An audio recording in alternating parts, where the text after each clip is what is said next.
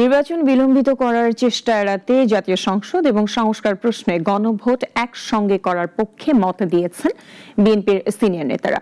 জাতীয় প্রেস ক্লাবে এক আলোচনা সভায় তারা একথা জানান। তবে কেউ কেউ এটা চান না অভিযোগ করে বিএনপি নেতারা বলেন, নির্বাচনে চ্যালেঞ্জ নেই, ভোটে পেছানোর চেষ্টাই বড় চ্যালেঞ্জ। আগামী জাতীয় প্রেস ক্লাবে সুষ্ঠু ও গ্রহণযোগ্য নির্বাচনের চ্যালেঞ্জ বিষয়ে আলোচনার আয়োজন করে নাগরিক যুব ঐক্য। এতে বিএনপি সহ নানা দলের নেতারা অংশ নেন। উপদেষ্টাদের নিয়ে এনসিপির আহ্বায়ক নাহিদ ইসলামের সম্প্রতি এক বক্তব্যের বিষয়ে বক্তারা বলেন, যারা গাদ্দারি করছেন তাদের নাম প্রকাশ করতে হবে। আমি নাহিদ ইসলামকে বলতে চাই, কোন উপদেষ্টা জুলাই গাদ্দার, তার নাম প্রকাশ করেন। বিভিন্ন দাবি তুলে দেশকে অস্থির করে তুলতে চায় কোনো রাজনৈতিক দল, জানিয়ে বিএনপি নেতা সালাউদ্দিন আহমেদ বলেন, তবে আগামী নির্বাচন সুষ্ঠু করতে এসবই সরকারের চ্যালেঞ্জ।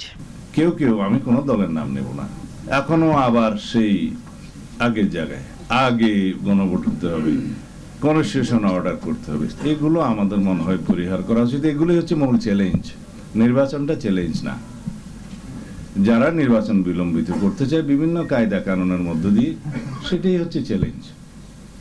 ফ্যাসিবাদী বিরোধী ঐক্য অটুট থাকলে নির্বাচন নিয়ে কোনো সংকট থাকবে না বলেও জানান বিএনপির এ নেতা। নির্বাচন যাতে অনুষ্ঠিত না হতে পারে সেই জন্য পতিত ফ্যাসিস্ট গোষ্ঠী তো ফ্যাসিবাদী গোষ্ঠী তো চেষ্টা করবেই, কিন্তু আমরা যদি এই গণতান্ত্রিক ঐক্যটা, ফ্যাসিবাদ বিরোধী জাতীয় ঐক্যটাকে সমুন্নত রাখি এবং শক্তিতে পরিণত করি, ইনশাআল্লাহ ভবিষ্যতে বাংলাদেশে ফ্যাসিবাদের কোনো উৎপাত এবং উৎপত্তি দুটোই হবে না।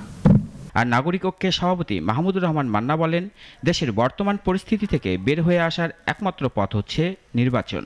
দেশে নির্বাচন হবে কিনা এই প্রশ্ন করবার মতো পরিবেশ এখন নাই। নির্বাচন হবে, তারও আগের বিষয় ছিল যে নির্বাচন ছাড়া তো আমাদের কোনো বিকল্প ছিল না। পিআর দেশে বাস্তবায়ন সম্ভব না, ফ্যাসিবাদকে সুযোগ করে দেবে পিআর নিয়ে আন্দোলন, জানিয়ে বক্তারা বলেন, বিভাজন নিয়ে নির্বাচনে গেলে ফ্যাসিস্টরা ষড়যন্ত্রের সুযোগ পাবে। তাইলে আমার জন্য সুবিধা। রাশেদুল কাদির, নাগরিক, ঢাকা।